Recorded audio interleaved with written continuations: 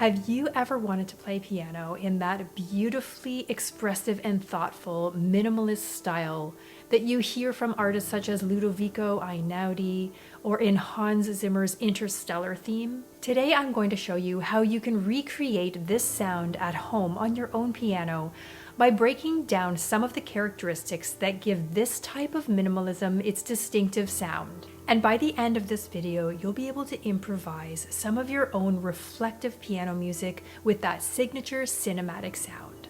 Hi and welcome to my channel. My name is Jen. This is the Beyond the Notes series where I will offer you simple strategies to help you grow at the piano. I'm going to break down some of the characteristics of this type of minimalism right now, and then I'll show you how to incorporate these characteristics into some of your own improvisation at home to construct your own minimalist piece. The first characteristic is going to be a little bit of an obvious one. It's repetition. And you'll notice in minimalist piano music, there is so much repetition of harmonies, patterns, and rhythms. The idea here is that there is a core musical idea that is built on using patterns. So different types of patterns repeat, but with small changes added in or added incrementally to keep the listeners engaged and to keep the music growing and interesting. The idea when creating your own music in this style is to come up with a simple repeated pattern that you can then build on.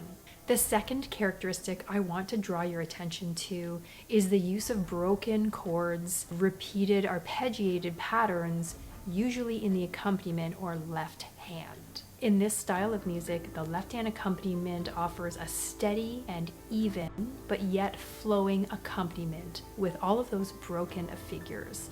And they can be simple broken chords, they can be arpeggios, and they can also use an alternate pattern. This technique helps keep a sense of movement within the piece without a lot of changing harmonies needed.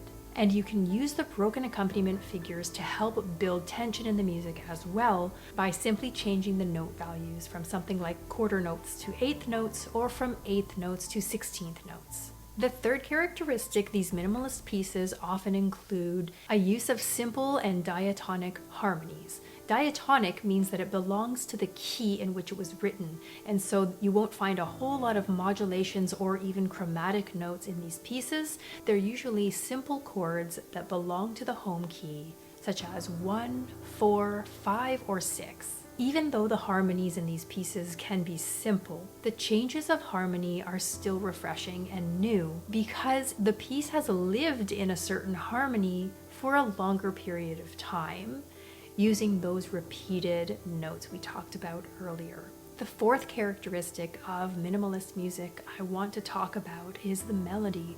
And the melody itself should be simple, singable, also memorable. It usually moves in a stepwise motion or with smaller leaps and is also repetitive. You'll get the beauty of the melody coming through in its simplicity. The melodies themselves often have a small range as well, and that means they might not span more than 1 or 2 octaves on the piano. This creates a sense of intimacy, and it also allows the music to grow in other ways. Besides the use of melody, the use of rests and silence is also really important in this style of music. The music will often use longer note values and sustained notes using a lot of pedal to help carry these effects. And because of the minimalist nature of the music, the silences are also just as important as the notes themselves. Keep this in mind when playing your own melodies on the piano.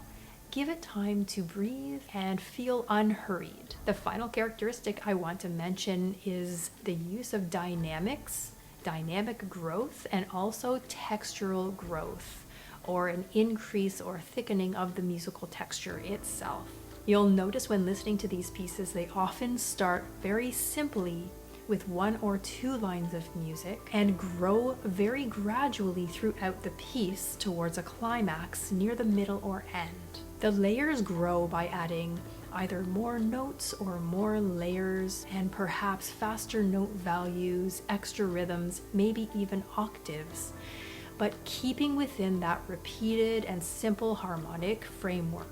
This is how the music develops throughout the minimalist piece, as opposed to traditional methods of modulating away from the home key and then returning back. The intensity level of the piece will reach its peak, and then at the end will resolve itself back to a quiet state. A good way to visualize this would be to think of a small idea that gradually blossoms into something larger. A bonus tip I want to give you is to consider the emotional atmosphere of your piece. A lot of these pieces are not just static and boring, but they're introspective or meditative, and above all, emotional. Try to bring some of that musicality and emotion to your own playing. I think you'll find that by getting into the rhythm of playing this style of piece, the emotions come more naturally. And once you're really used to playing in this style, you'll be able to free up your emotions and really make something beautiful and meaningful to you.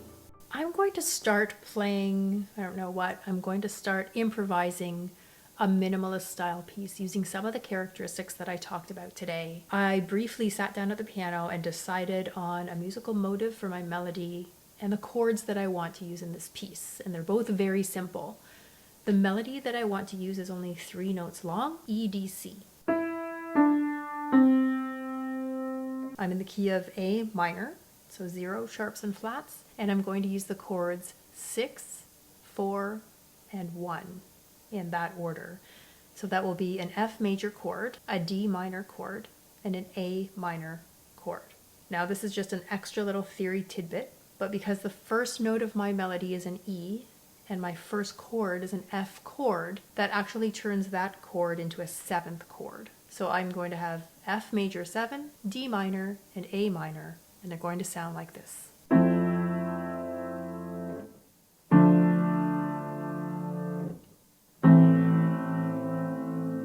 And that's the core musical idea I am now going to build on into a minimalist style piece. Here's the left hand pattern that I've decided on for the beginning.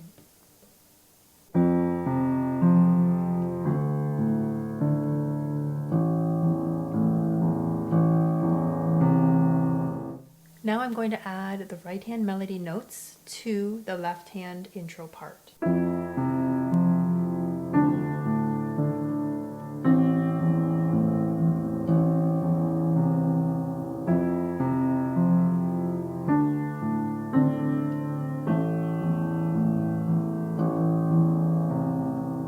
Here I'm repeating the phrase but adding an extra note to each note in the right hand. This adds a little bit of texture and musical interest.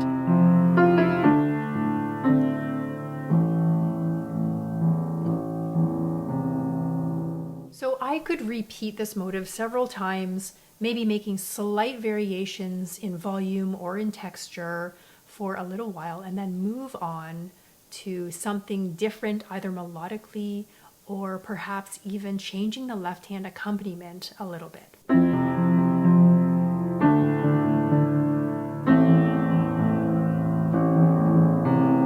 If I wanted to add a little bit more harmonic interest, I might add a sort of a surprise chord somewhere at the end of a phrase instead of the chord that your ear was expecting. Maybe something like this.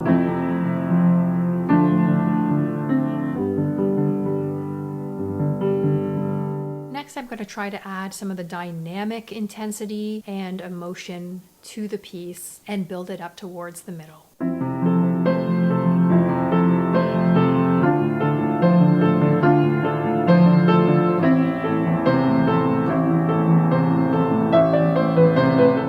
Let's try to come up with an ending.